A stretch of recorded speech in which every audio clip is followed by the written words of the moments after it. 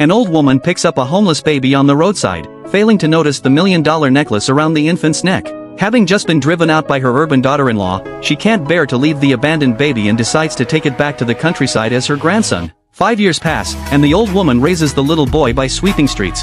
The boy grows up incredibly sensible and filial. He not only never disdains the old woman but also tells his classmates proudly that she is his grandma, even asking them to throw used drink bottles into the trash. Unexpectedly, on their way home after sweeping the street one day, the little boy suddenly faints. Rushed to the hospital, the doctor reveals he has a congenital genetic disease, requiring a liver transplant for a cure.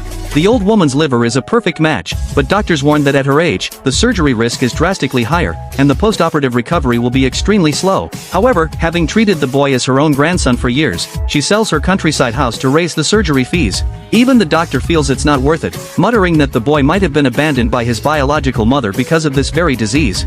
Unbeknownst to her, in the richest man's mansion, the tycoon's wife is weeping over a photo of her son. Years ago, their family was hunted by enemies, and their son was snatched and abandoned during the chaos. They've been searching for him ever since, convinced their son must still be alive. At the same time, the old woman and the boy are wheeled into the operating room. She is determined to save him even at the cost of her life. The tycoon soon receives news. City Hospital just received a case of a 6-year-old boy, and his necklace is identical to Ryan's. Really? Yes. He was adopted by an elderly woman and just had a liver transplant. Prepare the private jet. We're going to meet our son and thank our benefactor. Yes, sir. Thankfully, the surgery goes smoothly, and the old woman wakes up. But when she hands her card to the doctor for the recovery fees, she's told it's frozen. With all her money in that card, she begs the staff to check again only to see her son and daughter-in-law walk in. Hoping they came to visit, she's crushed when the daughter-in-law snaps. Who's asking about your surgery? We're talking about you selling that house back home. Why didn't you even say anything? But Ryan's illness couldn't wait any longer. And you sold that house to save that little stray? Is his life really worth that much? Can I not be thinking about Ben? All the money I saved from doing jobs, I sent to you. I used all of my life savings to help you get married and buy a home. But that little house in the village, that was always meant for me and Ryan. My son is your real blood-related grandson.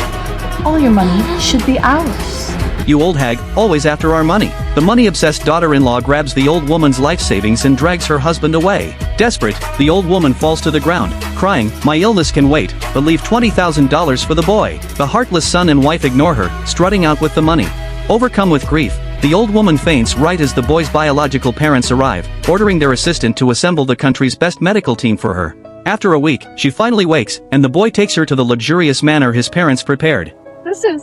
Welcome home! The tycoon offers her properties across the country and a limitless black card, but she refuses. "I'm a country bumpkin. I'm used to rural life." The boy threatens to skip meals unless she stays. Loving her grandson dearly, she has no choice but to agree. Meanwhile, the daughter-in-law is berating a nanny for not scrubbing the toilet. The nanny retorts, "We agreed I'd only care for the baby, not do laundry and cooking."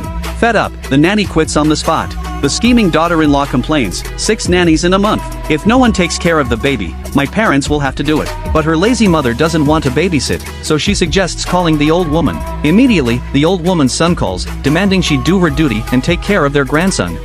Okay, I'll come back now. While you're at it, how about you pick up some groceries?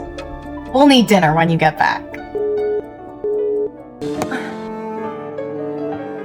Grandma! Please, don't go. Ryan.